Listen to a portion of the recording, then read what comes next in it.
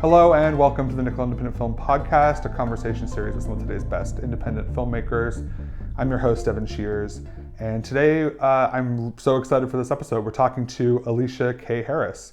As you'll be able to tell pretty quickly in our conversation, me and Alicia have known each other for a few years now. We went to film school together, and just as much back then as now, I see Alicia as just one of the hardest working filmmakers I've ever met. She cares so much about her craft. She has such a unique vision, and it was such a pleasure to be able to talk to her about those things and catch up with her. You know, we talk about her relationship with production design and how she incorporates that into her films. We talk about her vision and her voice and how that's grown and how she's, dealing with very, very complex issues in her art. We have 3 of her films available for free right now. So if you head on over to watch.eventdiv.org/Nickel Festival, we have 3 of our films, Love Stinks, Maybe If It Were a Nice Room, and Pick, which actually just this past year won the Canadian Screen Award for Best Short Drama, which is very well deserved. It's such a beautiful film. And also maybe check out some of her music videos. We talk a lot about her music video for Pressure by Coffee, which is available on YouTube. So while it won't be on our page, freely available to go find, and I would check that out before listening to our chat. But without further ado, let's get to that conversation and welcome Alicia K Harris to the podcast. Alicia Harris, hello. Hey, how's it going? It's going well. Thank you so much for joining me today. How are you today? I'm good. It's sunny in Scarborough today, so it's a good day. Yes. Well, I really appreciate your time. Really appreciate you sharing your films with us.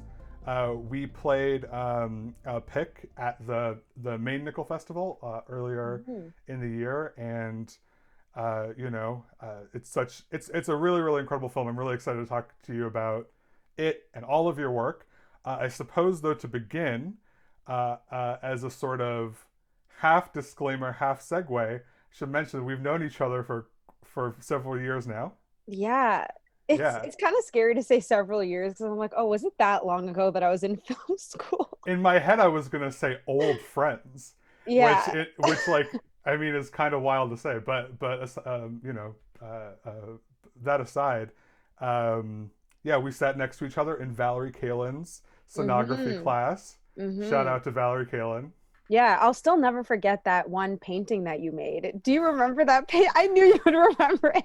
No, it really impacted me. Yeah, you really liked that painting. 8 years. I know. I should have. I think you maybe offered it to me. I should have taken it. I'll see if I still have it, and I will gift that painting to you, Alicia. Yeah, and I remember at the time being like, well, I mean, as you can kind of see from my room, like I don't have wall space, and I guess I didn't imagine that there would be a time where I'd have my own apartment ever and have more wall space.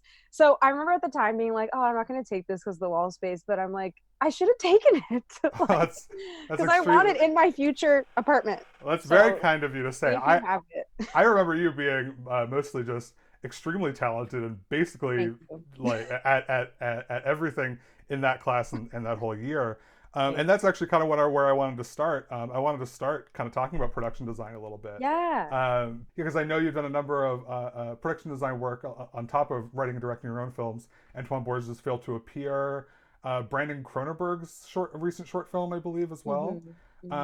And I was curious, when going back into, writing and directing these films, how are you building a world in your head? Like is that part of the writing process for you? Yeah, to me, I only want to create worlds, and I feel like new worlds, and I feel like the best way of creating something completely new that nobody else has created is to add something to an existing world, and to me that's production design. So even if I come up with something like Pick, which is, set in schools, like set in homes, the production design was such a big part, even though it's not like a Wes Anderson movie where you're like, they created a world, but the colors are so specific. The set design is so specific to what I was trying to achieve with like the main objective of the film that the production design is basically always a huge part of my films. And even if it's not in the script necessarily, like I haven't written it in, it's in my head.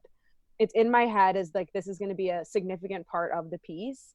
And I would say pretty much all of my other films and work since Pick it's been an even bigger explosion because Pick was supposed to be kind of realistic, supposed to be a real world, so I couldn't go too crazy. But pretty much in all of my other work, there's like insane production design. And I don't know, I just feel like because I know what's possible to create because I've done it, it doesn't limit my imagination when I'm thinking about what the world will look like.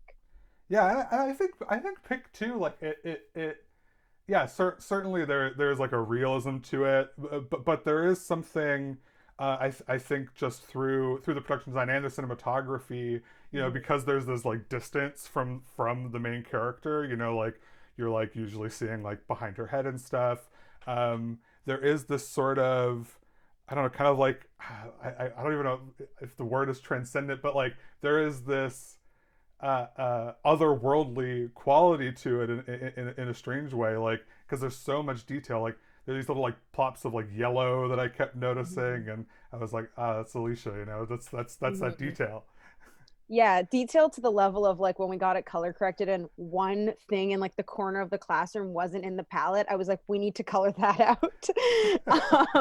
But and that's the thing, like it's supposed to be realistic, but it's very contrived. Like obviously, if you've seen the film, it's shot in a way where we don't see the character's face. Every shot is, I like to say, every shot is a painting.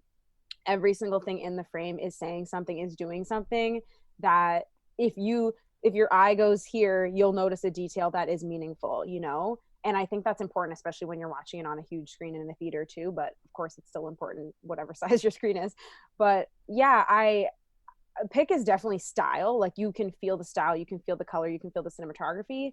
And I'm only trying to do more of that in all of my work, basically. Like my next film, which is like the spiritual successor of Pick, is like so much production design and so much practical effects, like lighting changes. And I just think that's, no matter what your story is, like, of course, it's going to be different because you're the one telling it. But for me, it's also how I'm telling the story that I want to set myself apart from other creators. Because, like, sure, I mean, I haven't really seen a film about a girl wearing her hair at school. But even if I had, well, like wearing her afro at school, like the premise of Pick, I've seen things that are kind of about that now. I'm not mainstream, but like in festivals. But it's like, how am I differentiating myself and my own voice? Like, here's my very distinct visual style. And I think I always say, like, how people say I'm an actor's director, I'm a this, I'm a that. I don't really believe in those things because Yeah, how sure. you got to be every kind. But I Yeah. really do feel like style is one of my strengths. So even though I wouldn't say I'm not an actor's director, obviously I think I can do that too, and I'm good at it. But I know I'm bringing like something to the table that I don't see all directors bring, which is fine. But Yeah. I think it comes from just having done production design and like loving it so much. And like, when do you think, like it really sounds like you feel like you're in a place right now where you're like kind of like coming into your own.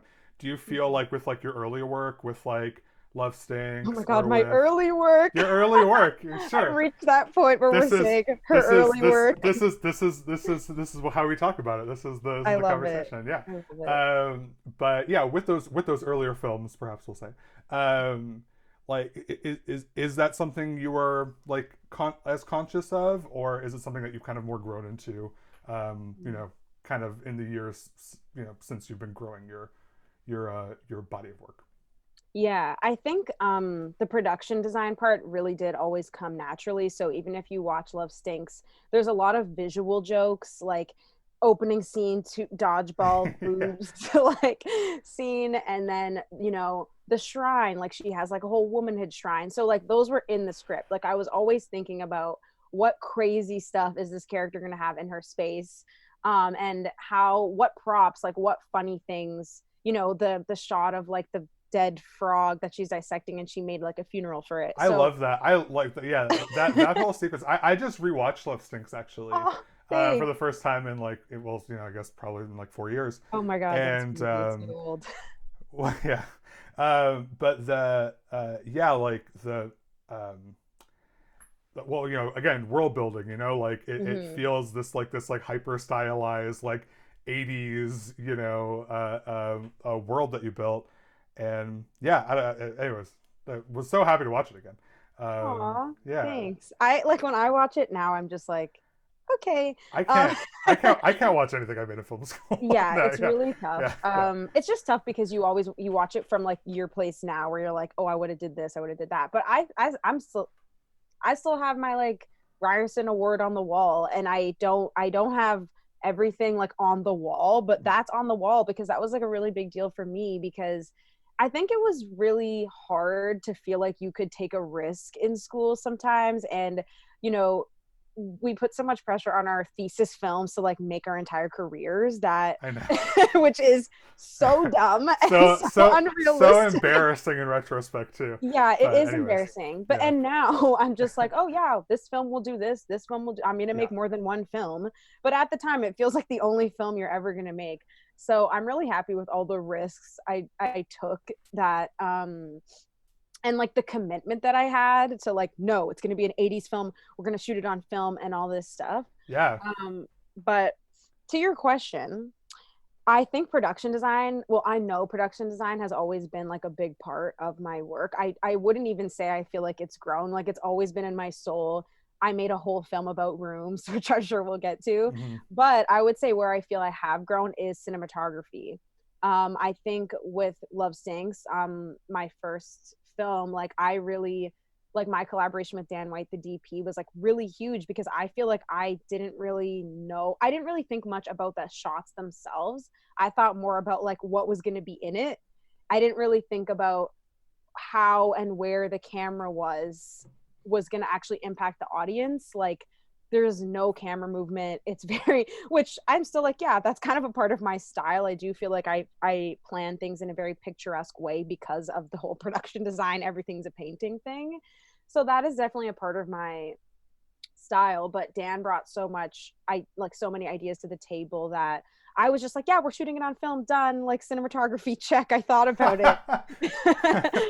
And even with like maybe if we're a nice room, which is literally still images, like Megan Gable, my DP for that, was like, maybe we should have like some steam coming out of the kettle. Like maybe we should move the plant so we have some movement, which are things that like I was just like, but it's just a beautiful shot on its own. But like you kind of have like other minds contributing things that now when I watch the film, I'm like, wow, it would have been so boring if we didn't have the little bits of movement that we had.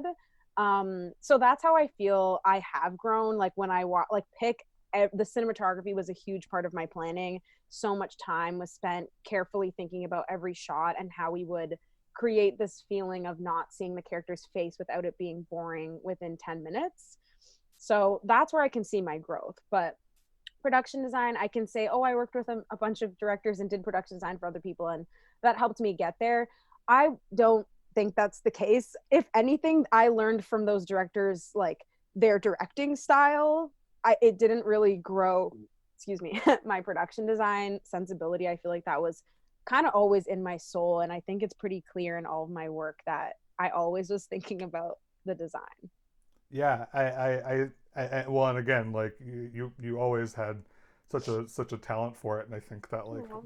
the way you've merged it with your films is yeah, like Pick, and I agree with you though, like yeah, the cinematography in Pick though feels it's so deliberate, like it feels so um yeah, controlled, yeah, a really gorgeous film. I guess also, uh, talking more kind of about evolution and stuff like that. Uh, and I want to get to maybe we're a nice room and your most recent music video as well soon. But just there's this obvious like a through line between Love Stinks and Pick, and that they're both school stories. That's Mm-hmm. maybe where the similarities end. But I am curious to know, like, what attracts you to that space, what made you return to like a school setting and like that Mm. sort of like pivotal moment in in youth and in growing up.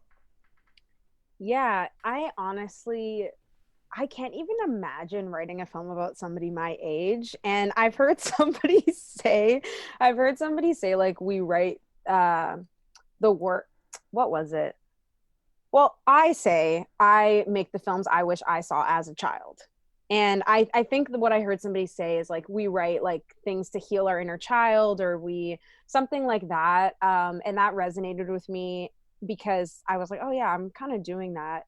So I just find I'm most interested in like the experience of young children, girls, black girls. I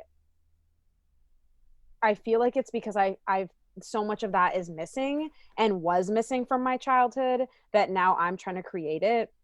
And I just find those stories to be the most interesting to me. Like I'm living this life right now. I'm not trying to write about the life that I'm living right now. There is something special about kind of going back into memories and like, for Love Stinks, it was more like this nostalgia of like this time, even though not even really the 80s, but my own like coming of age or whatever you want to call it, like my friends and how like watching porn was like such a big deal, and like those kind of conversations that we would have, and thinking about, wow, like I've never really seen this in film other than maybe like Degrassi or like Ready or Not, like just like a few shows that I watched in the 90s. And then with Pick, it was like that was more of like a healing thing. Like I didn't know at the time when I was gonna write the film that I was gonna be diving into like a whole thing. But that was like, let's revisit this to heal this part of myself. And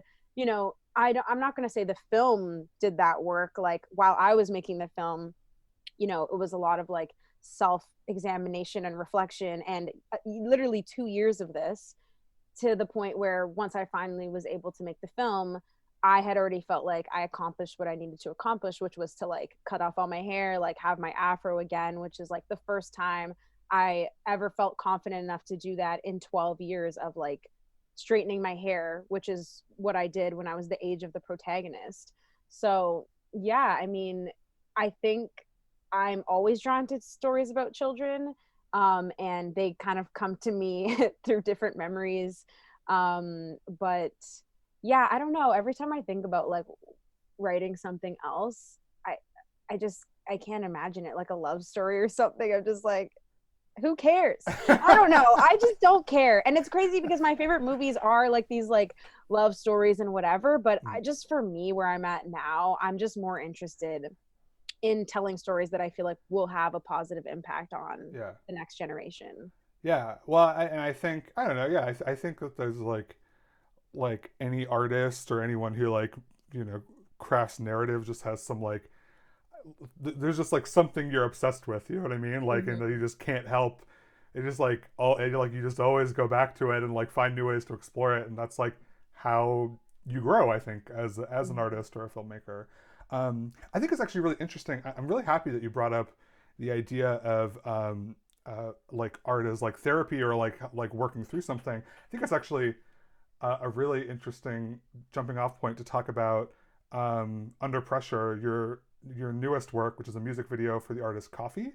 Mm-hmm. Um, I am curious to know about that project, when it started, because obviously, I mean, obviously to say that we're having like a moment with racial justice right now is extremely diminishing, because it's been Yes, thank you. many series of moments for a very Yeah. long time. But obviously, the murder of George Floyd and Breonna Taylor really has has made the call for racial justice very urgent, I think.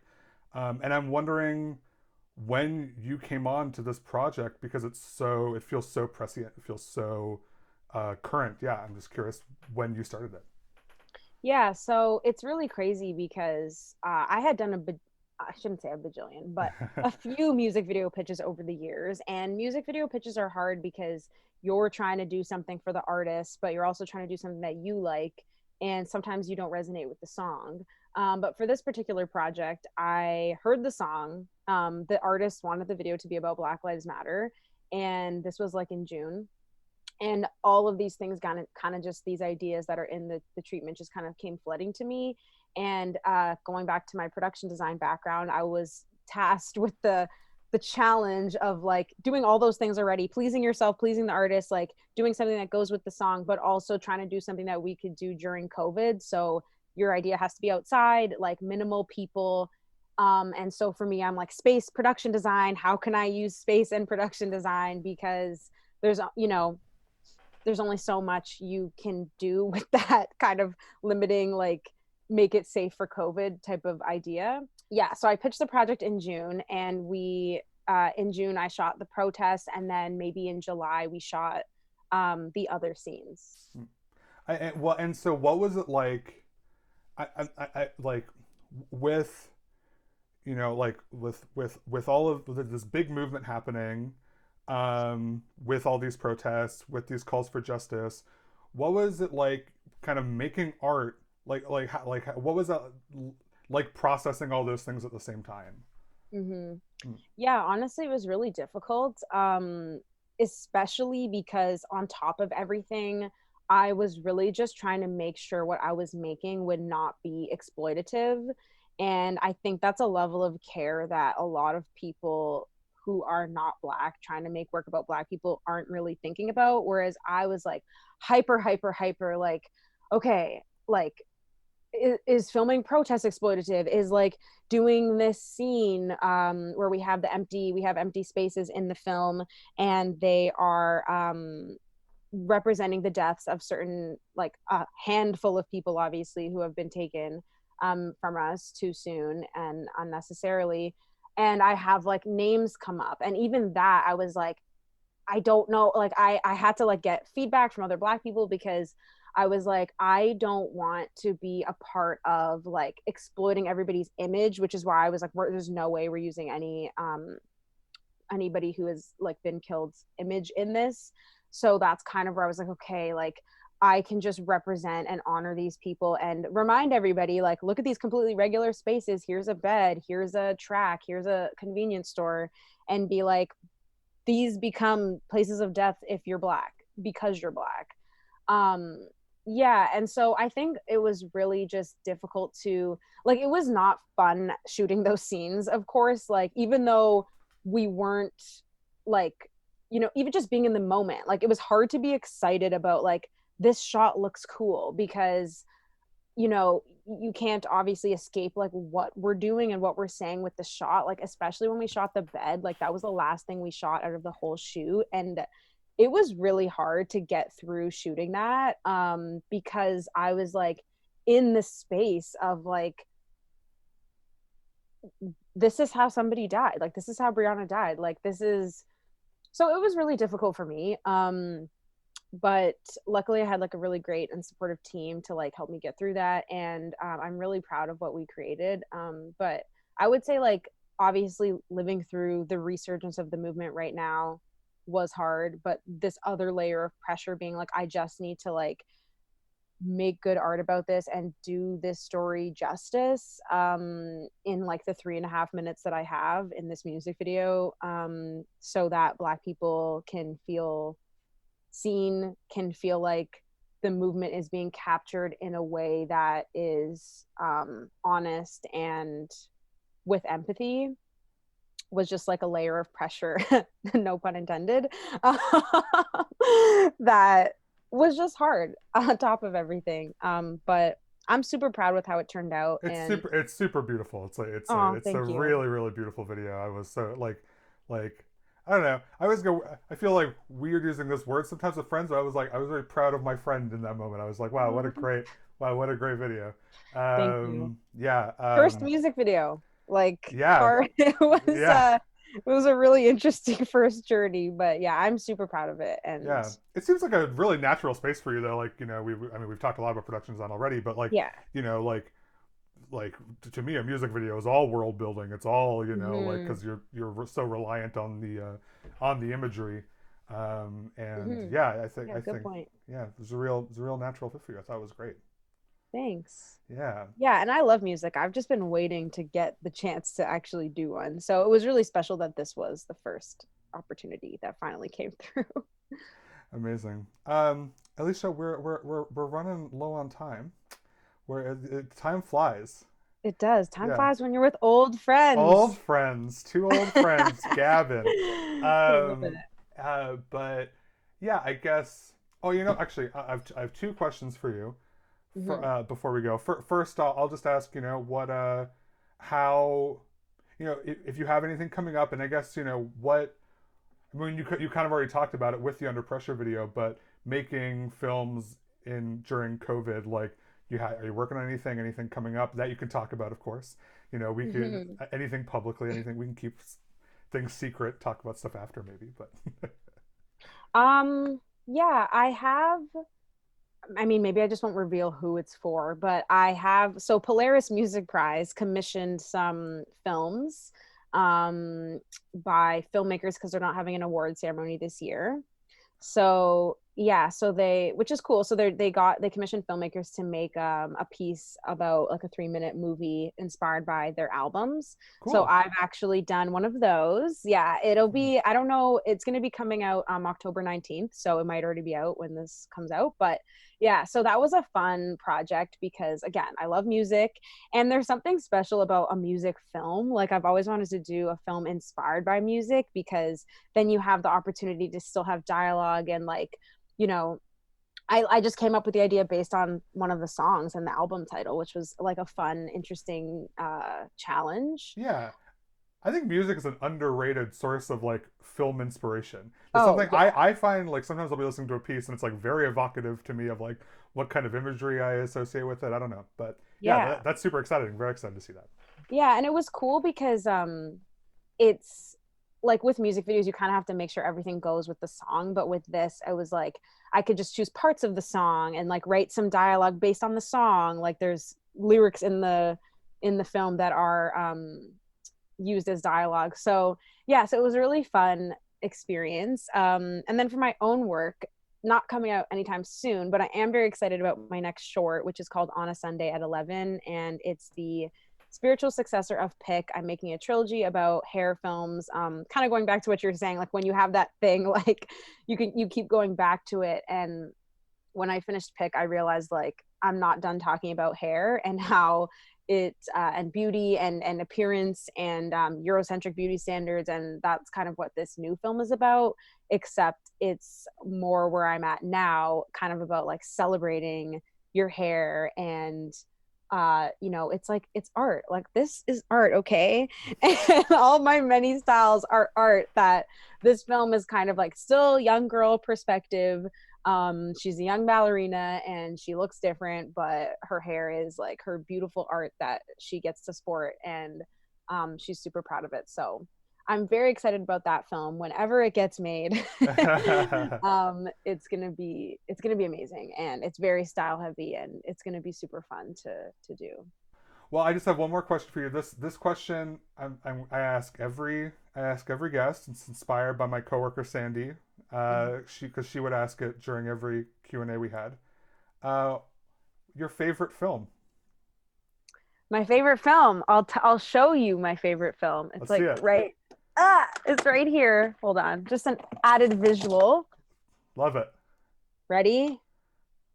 This is my favorite film. For our audio, for our people listening at home, Alicia is holding up a DVD copy of Eternal Sunshine of the Spotless Mind. Yeah, And I oh, this is my second favorite film. These are my once. two favorite films, like kind of tied for first. But if I had to choose one, and that's why I was like kind of making fun of myself for saying I'll never write a love story. Like I literally have like two love stories here, Yeah, but Once and Eternal Sunshine of the Spotless Mind are pretty I much sum up my personality. I have like certain like sometimes I like just want to go watch a scene on YouTube and I'll go watch the Meet Me in Montauk scene, like the kind of Mm. like the last Ah, dream sequence scene between ah. Jim Carrey and Kate Winslet in Eternal Sunshine. I'm like, this is so gorgeous. Like, Yeah. there's no two ways about it. Well, thank you so much for. Wait, what's your favorite movie? Oh, I don't. I know. I I need to no know. no. I can't reveal. Okay, fine. People True. people will have to keep coming back. That one day I might reveal on the podcast my favorite film, In the season finale. and it's not that I just am bad actually at answering that question, and it's very unfair that I ask other people, but it's that it's a big secret and that it'll come out one day. Okay. Yeah, well, thank you so much for talking about your work today. for sharing your films with us. And yeah, well, I hope we can meet. I hope we can see each other in person soon. Yeah, hopefully Yeah. soon. Okay. I've been meaning to come to Newfoundland. You have, yeah. You should come to Newfoundland. I I remember will. you used to always talk. You were always talked about wanting to go. You've never been, right? Yeah, I was, as of last year, I was planning a road trip this year, like an East Coast road trip for this summer. Uh, So unfortunately, that's not happening, but no, not next summer, happening. hopefully. But yeah, we would love to have you. Yeah, I'm gonna come Okay, visit you. that would be amazing. Okay, Okay, cool. thanks, Alicia. Thanks, Devin. All right. Well, I think you could tell from that interview that it was just such a joy to be able to catch up with Alicia. I have so much love and respect for her work as both a filmmaker and a friend. So thank you so much, Alicia, for giving me your time, showing us your films. I'm so happy to be able to be sharing them with our audience. Like I said, if you just happen to listen to that interview first, and it's the week of December 10th, 2020, head on over to watch.eventive.org/Nickel Festival, where we have some of her films available to watch. And also head on over to her website, which is aliciakharris.com. I have it open in front of me now. She's already, since we recorded that interview in September, it's December now, she's already released 2 more projects, a music video for Savannah Ray, and When Love Came to Kill Us, the Jessie Reyes-inspired music video short film project that she alluded to in the interview. So those are available now. They're on her website or on YouTube, and also really, really incredible pieces of work. And again, she released 2 whole projects in the span of 2 months since we last spoke. So obviously a filmmaker to watch out for. She's out there, she's hustling, she's doing stuff. And I think that she's worthy of everyone's attention. So go watch it. Go watch her stuff. And join us next time for another filmmaker and more conversations about independent film. Bye.